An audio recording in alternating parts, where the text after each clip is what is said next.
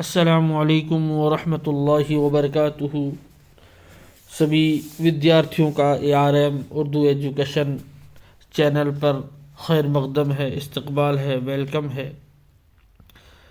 جیسا کہ اس سے پہلے والے ویڈیو میں آپ کو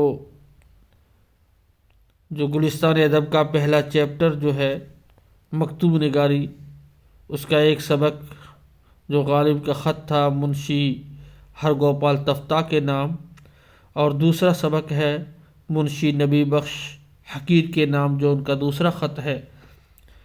اس خط کو ہم پڑھنے جا رہے ہیں۔ اس خط میں جو ہے مرزا غالب نے ہاتھرس میں ایک ہنگامہ جو ہوا تھا، اس ہنگامہ کا مفصل ذکر طلب کیا ہے کہ اس کا ذکر جو ہے مفصل طریقے سے منشی نبی بخش کو کہا کہ اس کا جب بھی خط لکھو تو مفصل ذکر کرنا تفصیل کے ساتھ، اور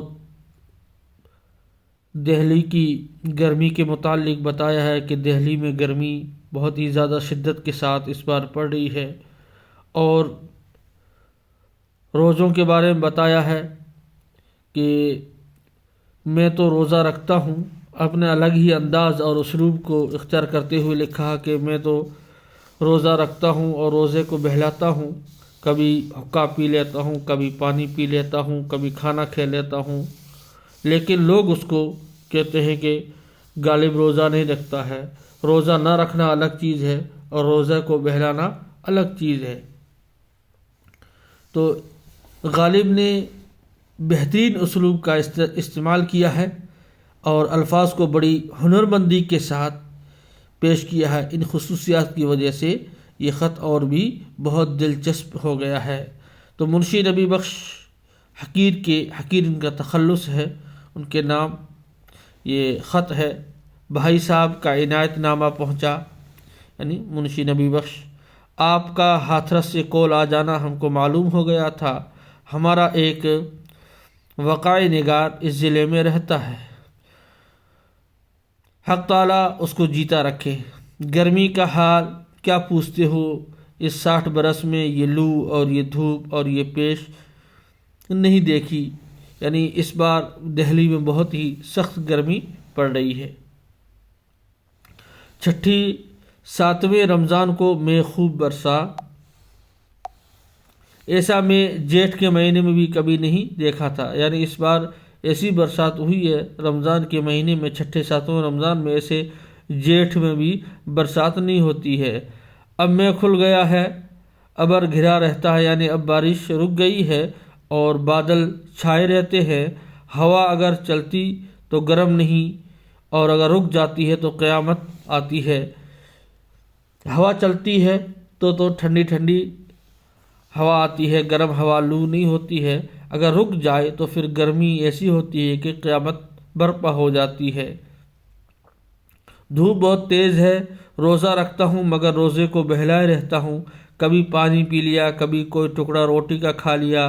یہاں کے لوگ عجب فہم اور طرفہ روش رکھتے ہیں۔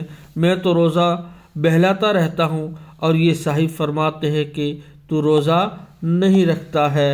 یہ نہیں سمجھتے کہ روزہ نہ رکھنا اور چیز ہے اور روزہ بہلانا اور بات ہے۔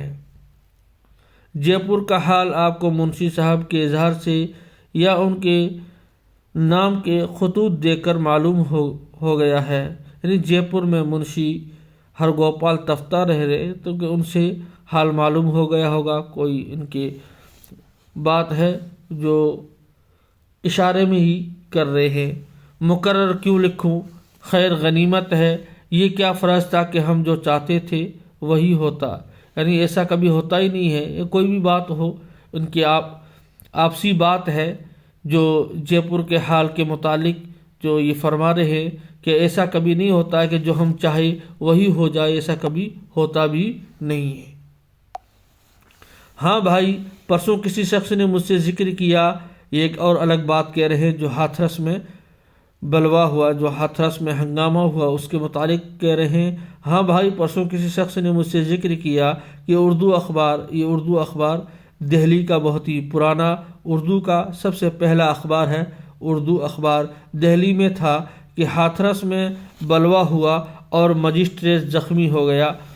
آج میں نے ایک دوست کے ہاں سے اس اخبار کا 2 ورقہ منگا کر دیکھا، واقعی اس میں مندرج تھا کہ راہیں چوری کرنے پر اور حویلیاں اور دکانیں ڈھانے پر بلوا اور رعایا نے پتھر مارے۔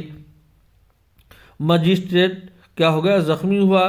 حیران ہوں کہ اگر یوں تھا تو صاحب وہاں سے چلا جاتا، یعنی اگر ایسا ہی تھا، لوگ غصے میں تھے، پتھر مار رہے تھے، تو وہ وہاں کیوں کھڑا رہ گیا؟ وہاں سے اس کو کیا چلا جانا چاہیے تھا۔ اور اگر حاکم نہیں آیا تو آپ کیوں تشریف لائے؟ یعنی جو حاکم تھا وہی نہیں آیا تو آپ کو مجسٹریٹ کو آنے کی ضرورت نہیں تھی۔ ہوسناکانہ خواہش ہے کہ آپ اس حال کو مفصل لکھیے، یعنی میری یہ تمنا ہے، میری یہ خواہش اور میرا یہ دلی خواہش ہے کہ آپ اس جو یہ بلوا ہوا، جو یہ ہنگامہ ہوا، اس کو تفصیل کے ساتھ پورا جو معاملہ ہے اس کو لکھ کر جب بھی خط بھیجیں تو اس معاملے کو پورا لکھ کر بھیجیں۔ تو یہ دوسرا سبق، پہلا چیپٹر جو مکتوب نگاری تھا وہ آج ہمارا پورا ہوا۔ کل ہم پڑھیں گے دوسرا چیپٹر انشاءاللہ تعالی۔